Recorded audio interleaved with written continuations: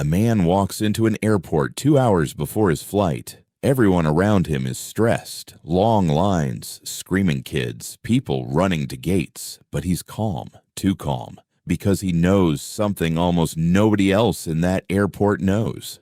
And in the next 10 minutes, that one secret is going to save him 3 hours, $200, and a whole lot of pain.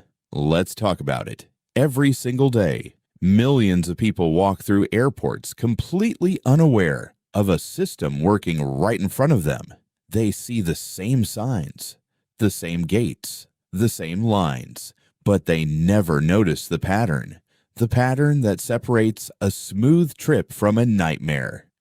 Here's where it starts. Most people think the secret to a good airport experience is arriving early. 2 hours, 3 hours. Some people even show up 4 hours before a domestic flight, thinking more time equals less stress. But that's not the trick. In fact, that's often a trap because the real trick isn't about time. It's about timing. Smart travelers don't just show up early. They show up at the right moment. And that moment is almost never when you'd expect. Picture this.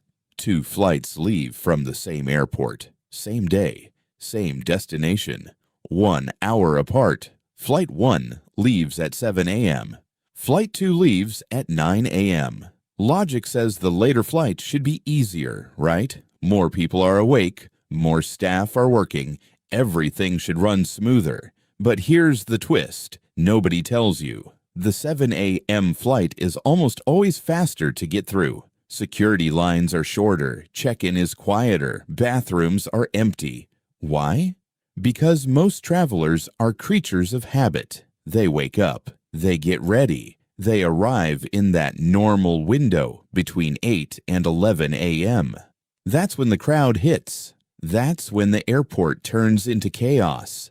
Smart travelers know this, so they flip the script. They choose early morning or late night flights, not because they love waking up at 4 a.m., but because they've learned the secret. Airports have rush hours just like cities do, but that's only piece number 1. Here's where it gets interesting. There's a second trick, one that even frequent flyers miss for years. It's about which security line you choose. Most people walk up to security and pick whichever line looks shortest. Makes sense, right? Wrong. Because line length means nothing if the people in it are unprepared. Smart travelers don't count people. They watch behavior. They look for families with small children because families take longer to get through. They look for people wearing lots of jewelry or belts with big buckles because metal detectors slow them down. They look for anyone holding a giant coffee cup because liquids get flagged instantly. Instead, they scan for solo travelers, business people, people already holding their ID and boarding pass in hand, shoes half untied and ready to slip off. That's the line they join. Not the shortest line, the fastest line. And this one habit alone can save 15, sometimes 20 minutes. But we're not done yet. There's a third secret. And this one is going to change how you think about airports forever. Ready? It's about where you actually book your seat. Most travelers pick a window seat for the view or an aisle seat for legroom. Fair enough. But smart travelers who fly often know a hidden rule.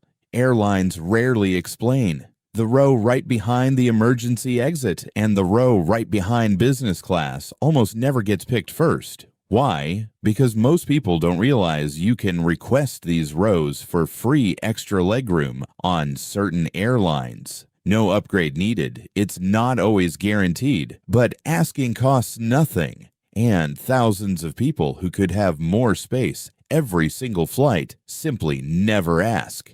Here's a phrase almost nobody uses at the check-in counter, but insiders swear by it. Is there any complimentary seating with extra room available today? That single sentence, asked politely, has upgraded countless travelers into better seats for free. No status, no membership, just knowing what to say. Here's where the story gets even more surprising. There's a fourth trick, and this is the one that separates casual travelers from true airport experts. It's about food. You already know airport food is expensive. Everyone knows that. But most people don't know why some terminals are worse than others, or how to avoid the trap entirely. Restaurants near the main entrance charge the highest prices because that's where the panic buyers are, the people rushing before their flight who'll pay anything for a quick bite. But walk a little farther, past the crowd, toward the quieter gates, especially international ones, and prices drop. Lines shrink. Same food, sometimes even better quality, for less money. Smart travelers never eat near the entrance. They walk the extra 2 minutes. That's it. That's the secret. 2 minutes of walking can save real money. Now let's bring it all together because there's one final piece to